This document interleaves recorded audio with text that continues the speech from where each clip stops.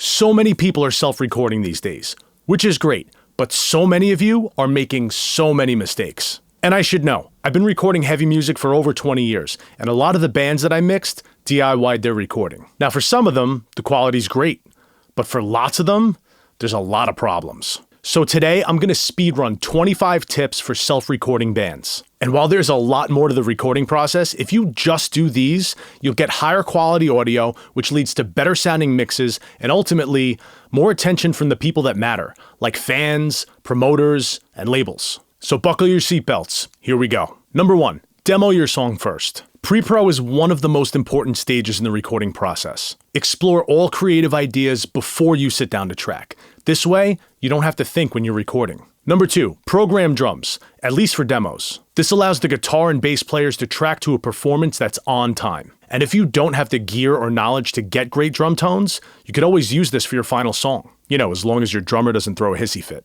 Number 3, marry your kick pattern to your riff. You can have a sick riff, but if the drums aren't locked into it properly, the entire groove gets lost. Number 4, experiment with tempo and tempo changes. If you tracked a rough demo in the computer, you can time stretch all the performances and experiment with different tempos for the song. You can even vary your tempos from verse to chorus to breakdown. Just make sure whatever you settle on, you're actually capable of playing. Number 5, use a new session for every instrument you track. Once you finish pre-pro and your demo's locked in, save as guitar tracking, and then start tracking guitar in the new session. Once guitar is done, save as vocal tracking, and then track vocals in the new session, and so on. All your files will be carried over to the new session, and you have the peace of mind to edit and mess with things, knowing that you have all the files in the original session.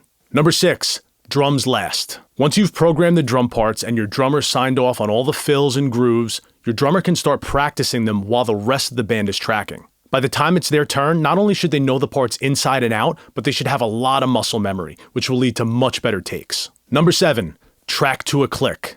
Please, some bands can track without a click, but if you're watching this, trust me, track to a click. It's gonna save you a lot of money and extra editing costs down the line. Number 8, always take a DI. No matter how much you love your guitar tone, always take a DI for the guitar and the bass. You can record a live amp too, or you can print your amp sim tone as a new file, but always record a DI. It leaves so many doors open later on in the process. Number 9, track with a tone that you like. If you're definitely going to have your guitar tones reamped later, you should be tracking with a tone similar to the one that you're going to end up with. If you don't, the nuances of your performance may get lost in translation. Number 10, stay in the green. -6 to -3 dB is where all your signals should be peaking in your DAW. Adjust your gain to be in this range. You'll get away from the noise floor without running the risk of clipping. Number 11, choose the right player for the part.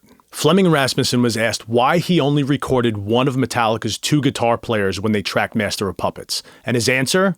When you have James Hetfield, why would you record anyone else? Don't have an ego about it. Your riff will sound tightest if the same player is playing the left and the right rhythms. Number 12, lock in your bass with your kick drum. Want a massive low end? Link the bass performance with the kick pattern, and thank me later. We're about halfway through. Let me know in the comments below which one hit the most for you and which one you're going to use moving forward.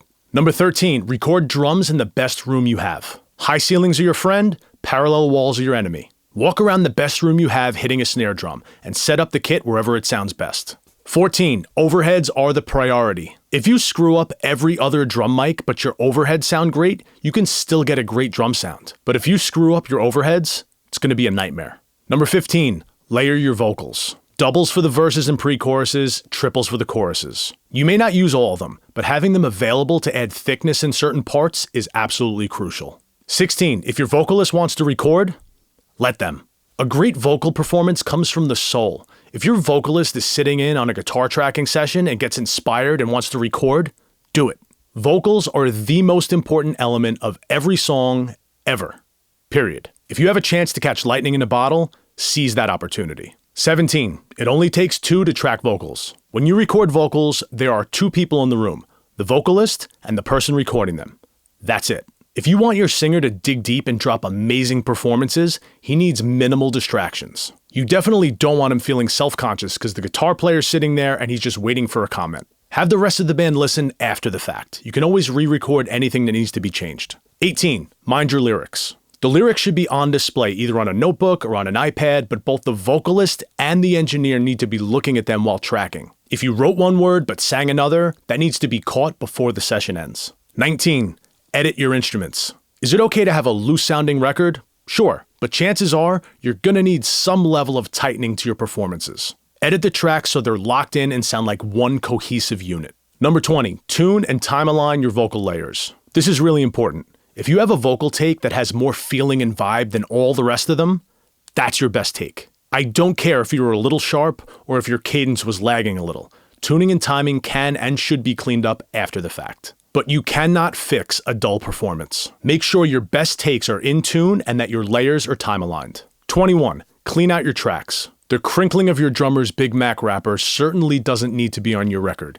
Clean out all the dead space in each audio track that you have. 22. Fade your regions. Pops, artifacts, they all kill the sound of a song. Each region should be faded in and out or crossfaded, so it's smooth sailing. 23. Export everything. Bounce 24-bit WAV files of all your unprocessed audio tracks. That includes your guitar and bass DIs as well as the tone. 24. Label your tracks by instrument and panning. Random file names are so frustrating to deal with. Take the time. Label your tracks like rhythm guitar left, or overhead hi-hat side, or vocal chorus center. It's not exciting, but it's very important. And number 25, send it out to be mixed. Look at all the stuff we just covered. Honestly, it's a fraction of what actually goes into getting great sounding recordings. And what it takes to get a great mix is an equally long list, which is the reason why I get hired by so many heavy bands. You just spent weeks or even months recording your music. If you DIY your mix, your song is simply not going to reach its full potential. But if you put this final stage in the hands of a professional that understands your genre, you'll have a much better chance of getting the attention of the people that listen to your music. Now, if that sounds like you and you want to apply to have me mix your music, click the link in the description, answer a couple questions, and we'll jump on a call to talk about your project. I'll also leave some free stuff down there, as well as links to a few videos that I've done that go into much more depth on all the things that we just talked about. Might want to start with that one right there. Thanks for watching, guys. See you next time.